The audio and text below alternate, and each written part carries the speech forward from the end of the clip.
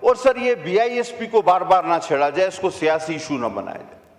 دیکھیں سر, پانی ہمارے حصے سے ہمیں کم مل رہا صوبے کو, گیس پروڈیوس ہم زیادہ کرتے ہیں, ہمیں کم مل رہی ہے. محترمہ کے نام کی ایک اسکیم, سر وہ اس دنیا کی بہت بڑے لیڈروں میں ان کا شمار ہو, اور اگر آپ کو ان کے نام سے ہی نفرت ہے, جس طرح آپ نے ایئرپورٹ کا نام چینج کر دیا, تو آپ سیدھی بات کہیں.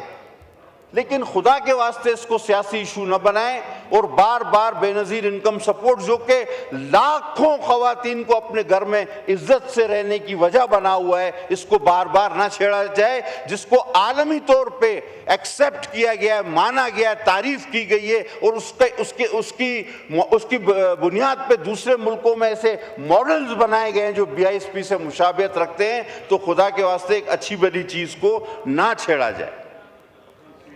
سر یہ چیئرمین FBR کا ایک سٹیٹمنٹ کل میں دیکھ رہا تھا. سر بیوروکریسی کو اول تو ٹی وی پہ نہیں جانا چاہیے. تمام سیکٹریز, چیئرمین, DGs کے وزیر یہاں پر موجود ہوتے ہیں, ان کو پالیسی سٹیٹمنٹ دینا چاہیے. اور اتفاق سے بھی 6, 8, 10, 12 محکموں کے ہمارے منسٹر آف اسٹیٹ وہ بھی تشریف لے آئے ہیں, انکلوڈنگ فائنانس. بلال کیانی صاحب, میں ہمیشہ کہتا ہوں ننھی سی جان اور سارا پاکستان, سارا کام انہوں نے کرنا ہے. کل وہ لنگڑیال صاحب کہہ رہے ہیں کہ یہ جو 2 پیر پہ چلنے والے ہیں یہ کبھی خوش نہیں رہتے. میں سر آپ کی توجہ چاہوں گا, ان کا ایک سٹیٹمنٹ ٹی وی پہ آیا کہ یہ 2 پیر پہ چلنے والے جو ہیں یہ کبھی خوش نہیں رہتے. اور جہاں تک مجھے یاد ہے, آخری بار جب میں کیبنٹ میں تھا میں نے ان کو دیکھا تو خود بھی 2 پیر پہ چل کے آئے تھے. آج کل وہ کتنے پیروں پہ چلتے ہیں مجھے نہیں پتا, لیکن میری درخواست ہے کہ سر یہ بیوروکریسی کو ٹی وی پہ جا کے الٹی سیدھی باتیں نہیں کرنی چاہیے. ترجمان یہاں موجود ہیں, وزراء موجود ہیں, پالیسی میکر موجود ہیں, بیان دینے والے موجود ہیں, لہذا خدا کے واسطے ان کو ٹی وی سے دور رکھا جائے, ورنہ یہ اس طرح کی الٹی سیدھی باتیں کریں گے اور جو کہ ہمارے لیے باعث شرم ہوں گی اور اسمبلی کے لیے بھی باعث شرم ہوں گی. سر اب ذرا ہم بات کر لیتے ہیں جو گزشتہ کچھ عرصے میں الیکشنز ہوئے ہمارے.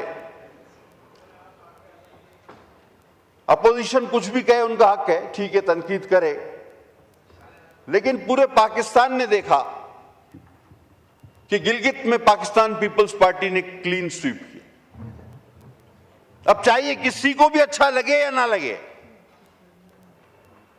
وہ کوئی بھی ہو, لیکن جو حقیقت ہے, حقیقت تھی, وہ حقیقت رہے گی, اور اس سے ہم 1 انچ بھی پیچھے نہیں ہٹیں گے. یہ پاکستان پیپلز پارٹی کا فیصلہ ہے.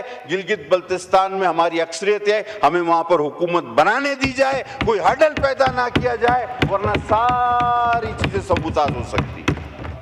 اور آگے آپ کا کشمیر بھی آ رہا ہے, ہم اس کے لیے بڑے فکر مند ہیں. سر ہم کہنا چاہتے ہیں کہ جو بات کرتا ہے اس سے بات کریں. اگر جو لڑائی کرتا ہے تو ٹھیک ہے, آپ کے پاس لڑائی کے علاوہ کوئی چارہ نہیں ہے, لیکن جو بات کرتا ہے مہربانی فرما کے اس سے بات کریں, کیونکہ اس سے ہمارے دشمن کافی فائدہ اٹھانا چاہتے ہیں اور اٹھا بھی رہے ہیں. تو ہم سمجھتے ہیں, ہماری پارٹی کا یہ موقف ہے کہ کشمیر کو تھوڑا سا دوسری جو ہمارے علاقائی مسائل ہیں ان سے ہٹ کے دیکھا جائے اور اس پر کوئی واضح حکمت عملی کی جائے. سر اب مجھے اندازہ ہے کہ اس سے پہلے کہ آپ مجھے ٹوکیں اور میں خود سائیڈ ہونا شروع کر دیتا ہوں,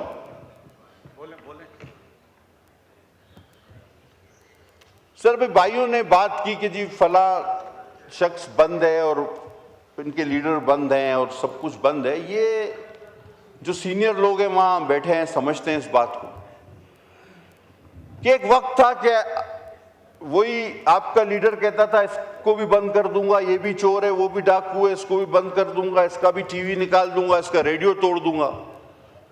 اس وقت دوسرے بند تھے, آج باقی سارے باہر ہیں, وہ بند ہے. کل اس سے الٹی صورتحال ہو سکتی ہے. تو یہ پولیٹکس میں پاکستان کی بدقسمتی سے چلتا رہتا ہے. تو اس کو بیئر کریں, اس کو آگے بڑھائیں اور 2018 کا الیکشن بھی نظر میں رکھیں کہ آپ کو بھی بڑی مدد ملی, کھلے عام ملی اور آپ کو لایا گیا. سر ہمارے پاکستانی کچھ یرغمال ہیں, میں چوتھی بار آپ کے سامنے سر یہ گزارش رکھ رہا ہوں. صومالیوں نے سر ابھی تک 2 ماہ ہو گئے 10 پاکستانیوں کو یرغمال بنایا ہوا. میں چوتھی بار آپ کے سامنے عرض کر رہا ہوں, ابھی تک کوئی واضح policy statement ministry of foreign affair کی طرف سے نہیں آیا. سر وہ بھی کسی کے بھائی بچے ہیں, ان کی فیملیز بھی ہیں سر, وہ بہت پریشان ہے. اس میں 6 کا تعلق کراچی سے اور باقی تعلق کہیں اور سے. سر میں چاہوں گا کہ اس سلسلے میں آپ اپنا کردار ادا کریں اور منسٹری آف فارن افیئر کو کم از کم اتنا تو کہیں کہ جی آپ نے ابھی تک کیا کیا ہے, آپ کس سٹیج پہ ہیں, آپ ان 10 پاکستانیوں کو چھڑانے کے لیے کیا کرنا چاہ رہے ہیں اور اب تک آپ نے کیا کیا ہے, کم از کم ہمیں پتا تو چلے. اس پہ کوئی چوتھی بار میرے بات کرنے کے باوجود کوئی بھی بات سامنے نہیں آئی.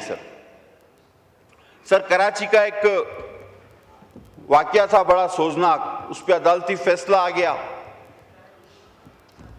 جن پر الزام تھا ان کو رہا کر دیا گیا. یقیناً عدالتوں نے ثبوت و شواہد ضرور دیکھے ہوں گے. 260 لوگ اس میں سر جل کے مر گئے. اب اگر جن پہ الزام تھا ان کو بری کر دیا ٹھیک ہے, یہ فیصلہ تو ادھورا ہوا سر. اب کم از کم یہ تو بتایا جائے کہ وہ 260 لوگ جو جل کر مر گئے وہ یہ ملزمان بری ہو گئے, تو وہ ان کو کس نے جلایا؟ اگر آپ یہ نہیں بتائیں گے تو پھر میں کہوں گا کہ یہ اجتماعی خودکشی کی تھی. انہوں نے 260 لوگوں نے خود کو خود جلایا تھا. ہمیں بری ہونے والوں پہ کوئی اعتراض نہیں, لیکن ہمیں کم از کم بتایا تو جائے کہ اگر یہ نہیں تھے تو کون تھا, یہ واقعہ کیسے کیوں پیش آیا, یہ 260 لوگ جان سے کیوں گئے. صرف یہ آدھے ادھورے فیصلے تاریخ میں ابہام رہیں گے, چاہے ذوالفقار علی بھٹو کیس ہو, محترمہ بے نظیر بھٹو کی شہادت ہو, سانحہ کارساز ہو یا پھر بلدیہ فیکٹری.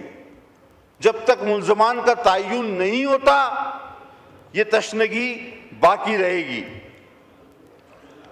سر آخر میں اتنا کہوں گا سر کہ ہم جن حلقوں سے چل کے آتے ہیں سر, یہ جو ہمارے معافی کے ساتھ ہمارے وزیر خزانہ بھی اور ہمارے وزیر قانون جو مجھے بہت اچھے لگتے ہیں یہ بھی, اور ہمارے جو ڈپٹی پرائم منسٹر ہیں جو مجھے کبھی اچھے لگتے ہیں کبھی برے لگتے ہیں, تو وہ جو ہے یہ سارے سینیٹرز ہیں. اور میرا ایک اندازہ رہا ہے سر ان ساری اسمبلیوں میں کہ سینیٹرز کا ٹون الگ ہوتا ہے, کیونکہ انہوں نے ووٹ لیے نہیں ہوتے, حلقوں میں انہوں نے جانا نہیں ہوتا, جواب انہوں نے دینا نہیں ہوتا, تو یہ بنے بنائے دانشور ہوتے ہیں.